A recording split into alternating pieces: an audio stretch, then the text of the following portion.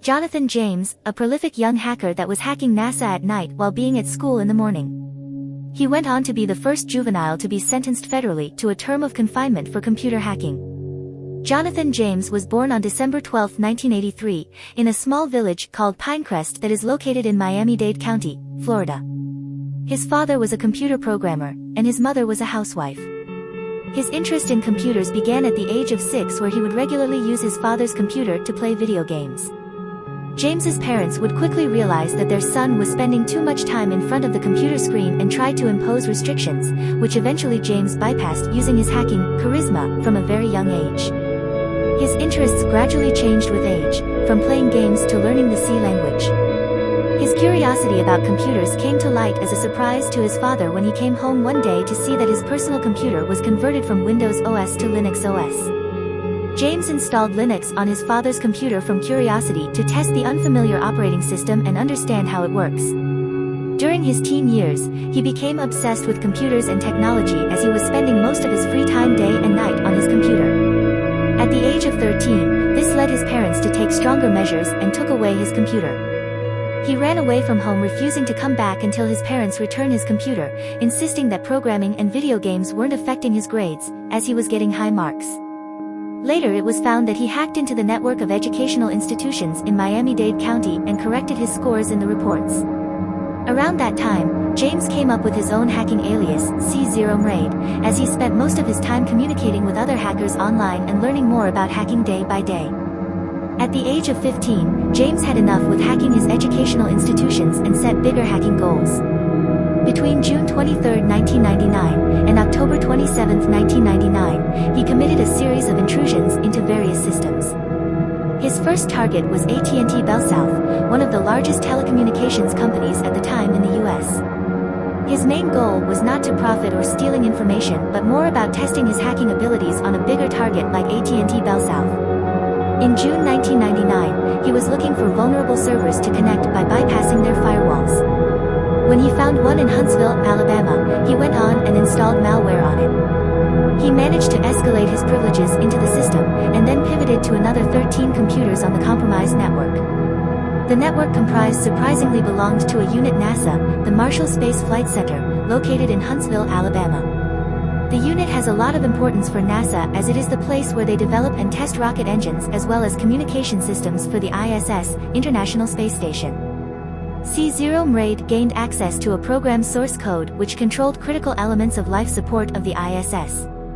The system was designed to maintain the physical environment in the living rooms of the ISS, and it was firstly estimated to worth millions of dollars. After NASA security experts discovered that their network was compromised, they disconnected the server, alongside the compromised machines for a period of 3 weeks to analyze the intrusion, which led to $40,000 direct damages for NASA. FBI was working with NASA as they informed them from as soon as they detect the intrusion and begin tracking down the dangerous hacker. James was still a schoolboy, as he would attend classes in the morning and hacking for fun at night. At the end of his hacking journey, in September 1999, C0mraid detected a backdoor install on a server in Dulles, Virginia, letting every user on the internet to connect to it. Without a second thought, he connected to the server and installed a sniffing program to intercept all the network traffic that was going through the server, including login credentials, etc. The compromised server belonged to DTRA, Defense Threat Reduction Agency, a hugely significant division of the U.S. Department of Defense that was analyzing external threats to the country's national security. James went on and intercept numerous credentials of DTRA users, leading to him getting access to dozens of computers of the Department of Defense. He managed to download thousands of letters from email users working for Pentagon. That was the first successful intrusion into the internal networks of one of the Pentagon external units. This hack went on to be his last one. The last intrusion didn't go unnoticed because of the importance of the target. In January 2000, Defense Department agents, along with Pinecrest police, they proceeded to order an arrest for James. On January 26, agents with bulletproof vests and guns raided his home and arrested him. They seized 4 PCs, a laptop, and 1 pocket computer from the house. That made James the first juvenile to be sentenced federally to a term of confinement for computer hacking. James was actively cooperating with the investigators and explained to them in detail how he was able to hack them. After the news of his arrest, he became famous at his school and also made public comments to the media, accusing the government of not taking security measures on their computer network seriously.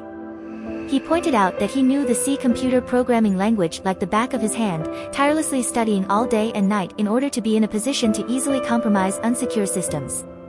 James suffered severe depression. He was often anxious in a depressed state following the incidents with the Secret Service again. On May 18, 2008, James was found dead in the bathroom of his home with a self-inflicted gunshot wound to the head from the same rifle that the agents found during the raid. A suicide note was found near him along with his passwords of PayPal and several other accounts. The note wrote, "I do not believe in our justice system, perhaps my actions today and this letter will be a serious signal to the public, but I have lost control of the situation, and this is my only way to fix it. To be honest, I have nothing to do with this whole TJX story. Even though Chris, Scott, and Albert Gonzalez are the most dangerous and destructive hackers the feds have ever caught, I am far more seductive, as a victim, to public opinion than these two random idiots. That is life. Remember, it's not that you win or lose, but that I personally win or lose by being in prison for 20, 10, or even 5 years for a crime that I didn't commit. This is my way of winning, but at least I'll die free."